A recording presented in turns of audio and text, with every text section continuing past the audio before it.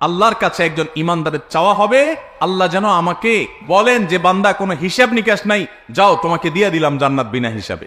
আমরা সবাই চাই কি চাই না? একটা আমল করতে হবে, বলবো। আমি মক্কায় একবার এক ভাইয়ের কথা বিভিন্ন সময় আমি বলেছি, যিনি হোটেল ব্যবসা করতেন, আবাসিক হোটেলের।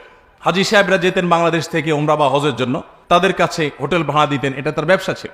তো করোনার ঠিক আগে এই লোকটা হঠাৎ করে আমাকে বললেন যে ভাই মনটা খারাপ, বহু বছর আমি এই হোটেলটাতে ব্যবসা করি, মালিক সৌদি মালিকের সাথে আমার ভালো সম্পর্ক, তো আমি যে এই হোটেলটা সারা বছরের জন্য 1 মিলিয়ন রিয়াল দিয়ে ভাড়া নেই, আমার এই স্বদেশী আরেক ভাই বাংলাদেশি আরেকজন, সে মালিকের ফুসলায়া ফাসলায়া আরো 2 লক্ষ রিয়াল বাড়াই দিয়া সে হোটেলটা নিয়ে নিস। আমি 1 মিলিয়ন দিয়ে নিয়েও ব্যবসা ভালো করে করতে কষ্ট হয়, তারপর হারামের পাশে আছি, বেঁচে আছি, আল্লাহ শকর। কিন্তু সে আরো 2 লাখ বাড়াই দিছে, তাকে দিয়ে দিছে, সেটা ব্যবসা আসলে করতে পারবে না, আমার ক্ষতি করা তার উদ্দেশ্য হয়তো বা। তো মন খারাপ, আমি দেশে চলে যাচ্ছি। লোকটা অনেক মন খারাপ করছেন যে এত বছর ছিলাম মক্কায়, আল্লাহর ঘরের পাশে ব্যবসা করতাম, আরেকজন এসে আমাকে ল্যাং মেরে আমার ব্যবসা থেকে আমাকে সরাই দিল। খুব মনে কষ্ট নিয়ে লোকটা চলে আসছে দেশ, আমার পরিচিত।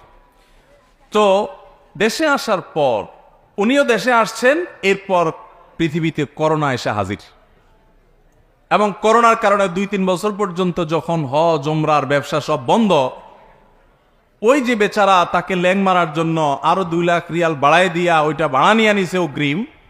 সৌদিতে নিয়ম হলো এই সমস্ত ভাড়াটা সব অগ্রিম দিয়ে ফেলতে হয়। তার তো 12 লক্ষ রিয়াল অগ্রিম দিয়ে দিতে হয়েছে। ওই 12 লক্ষ রিয়াল পুরোটাই জলে। পরবর্তী আরো 2 বছর কোনো হাজি নাই, উমরার যাত্রী নাই, তার ব্যবসা পুরোটাই লাডে।